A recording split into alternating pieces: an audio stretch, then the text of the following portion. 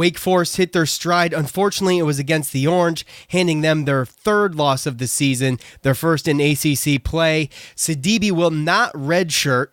All of that, plus we will do another quick preview of Notre Dame. Let's go. I need you to get up out your seats right now. This is Syracuse basketball.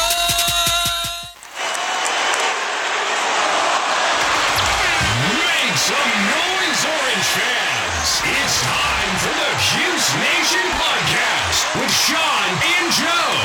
Give us a like on Facebook at facebook.com/Cuse Nation podcast. All right, what's up, Cuse Nation? Thanks for tuning in to episode 48 of the Cuse Nation podcast with Sean and Joe. We can be found on iTunes, Stitcher, iHeartRadio, Google Play Music, YouTube, and SoundCloud. I am Sean, alongside my good buddy Joe. Back 2 days later. This is our quickest back-to-back podcast action that we've ever done. So, Give it up to Joe. He fit it in his schedule. He's a busy guy, and he's getting it done for you guys. Aren't you, Joe? Oh, God.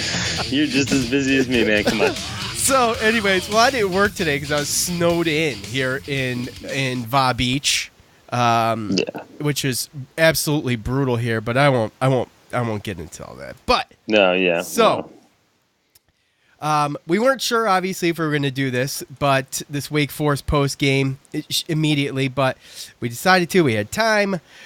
The loss, a cornucopia, a potpourri pot, if you will, of things that could be contributed to this loss. I think it was a little bit nerve-wracking, but it wasn't like ugly hard to watch, just because so many little things. But first, Joe, before we go over that, talk us off the ledge. Help me up. Give me a pat on the ass. Tell me everything's going to be okay. Because if you read social media, we suck. It's over. That's it. So we'll be all right. I mean, it seemed like you could attribute a little lack of defense. You could attribute, like you brought up yesterday, after the game, that Wake Forest just played a good game. They played a good game. Tyus Battle did not have a good game. 13 turnovers as a team between Tyus Battle and Howard. They had 11 of them. Mm-hmm. So Tyus Battle said after the game, I didn't do anything well tonight. I have to do better. I would agree. I don't think he didn't do anything well, but if like you said to me today, to quote Joe, if Tyus Battle has a bad night, our chances of losing go dramatically up. Yeah. So from the floor, though, Syracuse 42% to Wake's 44.6, threes 38.8 to 47.3. They had two guys though that really shot. They shot 7 of 13 between the two of them. Yeah. And who's that? Mitchell Wilbekin, yeah. And Bryant Crawford. Yeah. So I think they went 7 to 13. 7 to 13 combined. Yeah, combined. Yeah. Free throws, Syracuse once again really hitting them in stride. Yep. That could be attributed to Pascal. I mean, he's nailing them. And he didn't have many fouls yesterday either, but if we could get, I think after Coach Alan Griffin has him shoot his 100 foul shots after practice, maybe he should do the old run down the line drill with the ball and everybody try to slap the damn ball out of his hands, because it didn't seem like that was tough work last night, as he looked like he was holding on to a slippery fish most of the time when he was grabbing the ball. So Frank Howard, though, 5 for 7 from behind the arc, which was good. And, Frank was good. Yeah. So, all right, Joe, what did I miss? Give us your thoughts. I think, just like Syracuse fans always do when we start out a season well, it doesn't matter what the expectations are or were in the beginning of the game. I understand that expectations grow and stuff like that, but we have a good record, but we have a lot of close games. We have a lot of second half or late second half comebacks, and there wasn't, like, the expectations for this team weren't really that high, and we really didn't know what we were going to get. So with that came a lot of close games, and we've had to basically grit them out, like we talked about last episode. the little things that they have been doing, being scrappy, going to the line, turnover steals, offensive rebounds and putbacks, the blocks, just all the little things, that they do. That's the little things that have gotten them through all these close games in the non-conference and got them the record that they do. But if any of that kind of stuff falters, and like I said, and on top of that, Tyus Battle get into foul trouble, have to sit for 3.5 minutes, and Tyus Battle not have an overall good game, like normal to what he is. I mean, it was a below average game. So when that happens, then I don't think, especially in the ACC, I don't really think there's a team bad enough to where you're probably not going to lose that game, especially on the road as well. So, right, and there's points when they looked a little unfocused and really not into it, and I think that attributed some of it as well. So, again, I mean, I think Wake Forest, they moved the ball well and got the ball down around the baseline, around the hoop, very, very well early to where they got out to their lead. Yeah. Yep, and then we kind of switched up. We changed our zone to stop that, and we kind of started holding them, and we came back, and then basically I thought we played pretty good, and we got a good lead, and then they had that little couple minutes there where they were just hitting threes, and we just had some bad shots, and then we just didn't get just things didn't go our way at the end when we needed them to, and that's what happens in close games. It's close, and then something's got to happen good and go your way at the end of the game, whether it's shots falling or offensive rebounds or a call that doesn't get called. So yeah. I mean, we can hit that up too, but the no call, the no foul on Howard that ended up in a fast break was pretty much. It could have been, I mean, there's no telling because we didn't get the foul shots, but it was at the most a 4-point turnaround. So Syracuse was out-rebounded 38-29. First game they were out-rebounded, right? First game this year that they were out-rebounded, and it's kind of, in front of 8,000 fans, they weren't a factor all night, okay? The Wake Forest fans were not. They weren't loud. They weren't obnoxious. It was a complete non-factor, and you would think that in a scenario like that, for the Orange being on the road, it could be, maybe a good opportunity to get over the road woes, that are seeming to carry over from last year. Just they weren't a factor, so it wasn't. I mean, yeah, they weren't in the dome, okay, but I mean.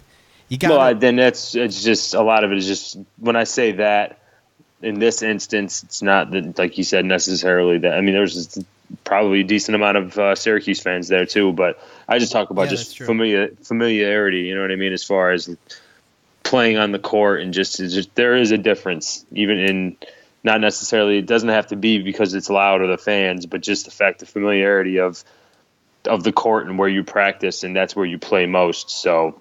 Right. That is kind of a real thing. Home sweet home. Yeah. So that's what I mean as far as that goes. It's always just being on the road. You're not in your normal comfortable routine, and it's just sometimes it just makes it a little difficult. So yeah. One thing I want to mention before we do go any further before I forget, Barama Sidibe did play yesterday, so he is no longer eligible. Apparently, coach asked him if he wanted to be redshirted, and Sidibe said, no, I want to play. So Sidibe going to work through some of the tendonitis issues he's having, and I think that's good. It's still early in the season. He's got plenty of time to go through and heal up and get on the court and be in practice and be suited up, and he's a reliable second man. And the problem is the amount of reps the amount of minutes he's getting now. We've got to build that back up and get him back out there and get him comfortable again. So I guess the more you do that, the better.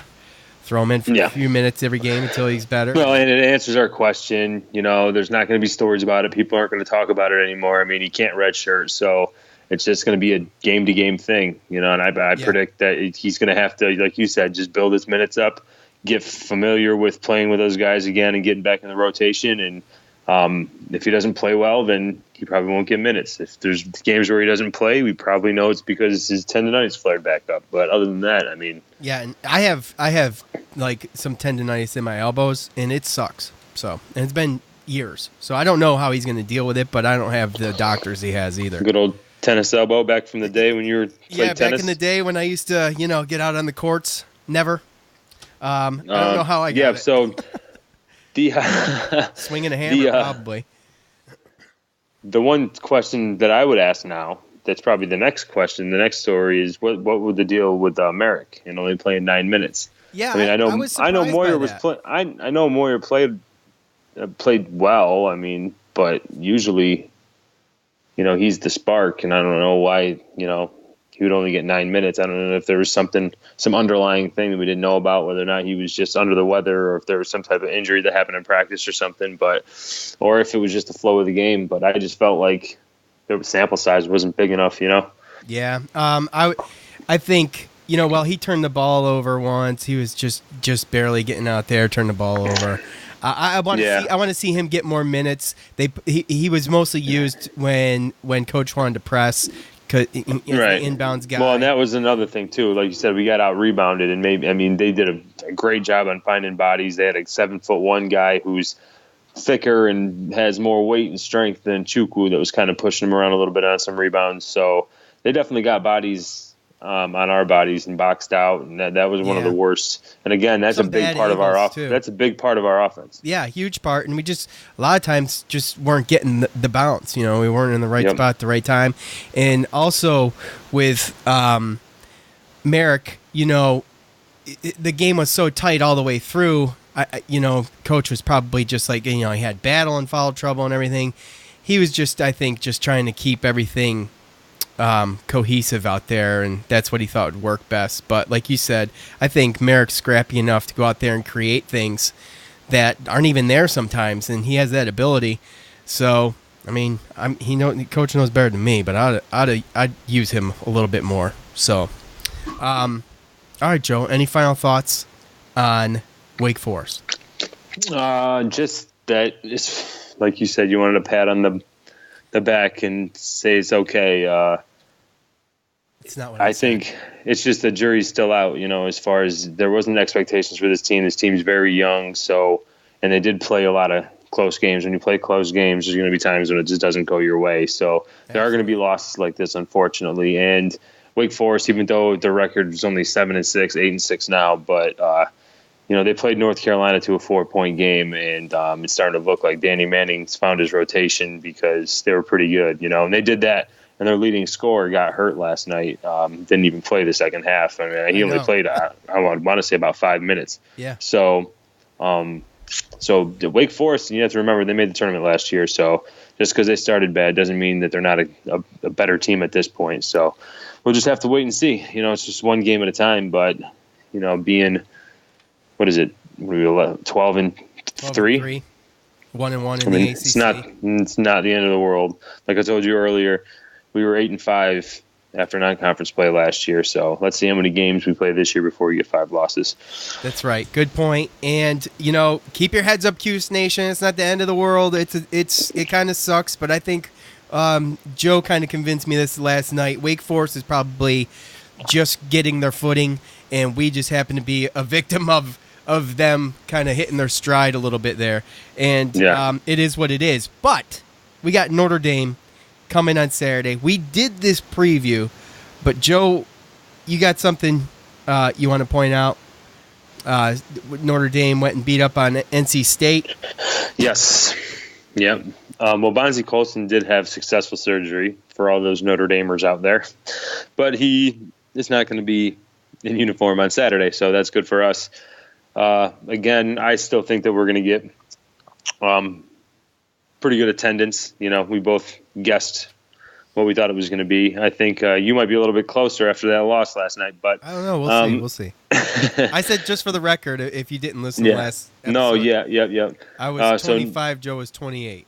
Right. So Notre Dame, they last night defeated North Carolina State 85-88 or 88-58. Sorry, my bad. Yeah. 30-point game. Yeah. And again, like I said, Bonzie Colson was out, and their leading point guard, their main guy, Matt Farrell, he sprained an ankle, and I think he kind of sat out the second half precautionary because they were up enough. So then I have a question, though. Yes. Is Notre Dame still this good? Are they that dangerous still, or does NC State do they suck? Yeah. That's I don't know. That's really what that's pretty much what I was going to say. Was I was going to end that with basically saying that who knows how good NC State is, because they lost a lot of guys. I think they had a coaching change. They had a couple suspensions, a couple guys. You know, they're just. Yeah. I mean, they seem to be a mess. It seems every year they play NC State, I feel like they have a new team. I don't even, they're just one of those teams that it doesn't never feel like there's a player that's there for like 2, 3, 4 years. Yeah. So every year it's different. So right. I have no idea. I mean, I'm pretty sure it was at Notre Dame, and they're probably fired up to try to prove and get back. Obviously there's minutes to be had with Bonzie Colson being out, so someone's got to step up. And last night it was a freshman who had been struggling off the bench. He came out and played well. TJ Gibbs, another guard that scored, I think, 22 points. So, and again, Matt Farrell is a great point guard, and I'm sure he'll be ready to go come Saturday. So he is, yeah. So I guess that's just going to be, you still don't really know what to expect is basically what it comes down to. I was just basically letting everybody know what they did. So yeah, you never underestimate a team because they're missing a guy. Never underestimate a team because maybe they didn't do as good in non-conference as you, and they lost some bad games. Don't underestimate anybody, because this is Division I basketball, and it's you're playing with the best college athletes on the planet. So yeah, I mean that's it. And keyword basketball, because some nights you just don't have it. Some nights it's just an inch away, and it's the bounce here. Or battle last night. He was not feeling it. Right. So again, it's just a wait and see. I think it's still going to end up being a good win, because Notre Dame is a talented team, and I hope that this Bonzie Colson thing doesn't kill them and hurt their tournament chances. But I guess just got to go to the Dome. Got to go to the Dome, help them out, and hopefully we'll end Saturday afternoon 13-3. That's it. Okay, so Saturday at 3:00, 3:50. It says 3:00, 3:15. ESPN or ESPN2. If you don't go to the Dome, if you do, go there, make some noise. Joe, any final thoughts? Just got to get on the boards. Look for Tyus Battle to have a bounce back game. I expect him to have a very good game. Yeah, there you go. Good one. Good point. All right. For Joe, I'm Sean. We're out. We'll see you next time. You just heard the Cuse Nation podcast with Sean and Joe.